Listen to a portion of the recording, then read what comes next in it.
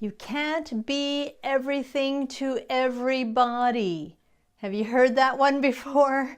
Hi, I'm Susan Friesen with eVision Media, and today's eTip is a follow-up from last week where I talked about defining your ideal client and the importance of doing that. Well, this week is all about defining your niche. Defining your niche is a little bit different from defining your ideal target market, your ideal client. So defining your niche is all about the premise of not being everything to everybody. And I can personally relate to this because I am a generalist, and a generalist means that I have knowledge and expertise in many different areas, and you are seeing evidence of that in all the different kinds of topics that I am creating in my video eTips. Now, the way that I get around not having a specific niche, being a specialist in any one specific thing, is that I created a business that is full of specialists in web development, in branding, graphic design, SEO, social media, all that kind of stuff. So I'm kind of like the figurehead of our business. But for most entrepreneurs, they, especially when just starting out, they don't have the luxury of having a full team in place. So it's super important that you are clear on what it is that you are providing for your target client, for your ideal target market. And it's important for me to say this because I know that you probably could do it, but that doesn't mean that you should. A prime example of that would be a coach. Perhaps somebody who is a life coach, or maybe a nutritionist coach. Well, that nutritionist coach might also have skills and expertise in social media, right? You know, they might have built their business and used social media to be able to do that with.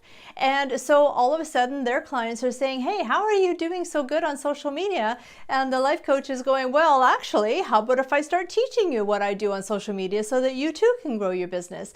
And then all of a sudden what happens is you have really diffused your brand and your messaging is getting very mixed up. So what are you? A life coach, a nutrition coach, or a social media specialist? And so even though you probably are very knowledgeable in social media, stick with what it is that you are known as in your field of expertise. And that way, your marketing message can be crystal clear instead of sending people in multiple different directions.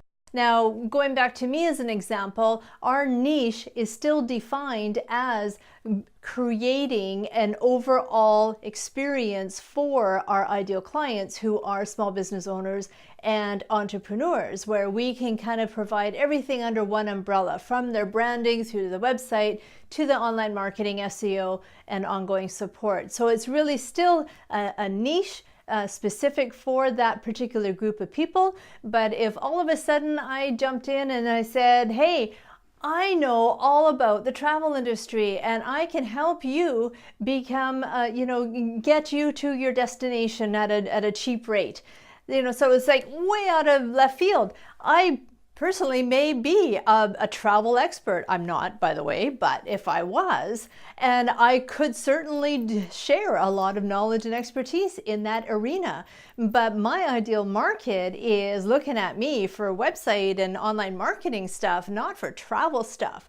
So you can see how even though I could very well be offering that, that doesn't mean I should be. So to avoid those kinds of mixed messages, be super clear on who your ideal target market is, what kind of languaging they need, and then also be super clear on defining your niche so that you can be super clear on how to position you as. What are you an expert in, so that the people that you are attracting to your business will know, like, and trust you, that you are the best person for them.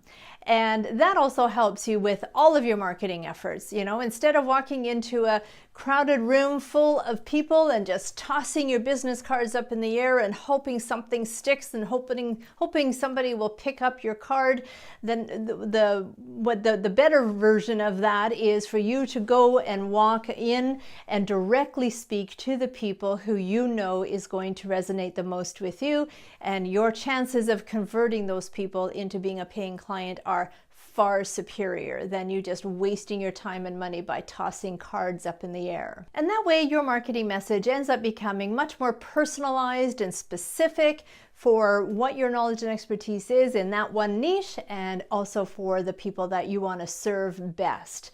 So that's it for today's eTip. If you have any questions about niche marketing, how to define your niche, please leave a comment below. And if you're watching this on YouTube, please go ahead and subscribe to our channel.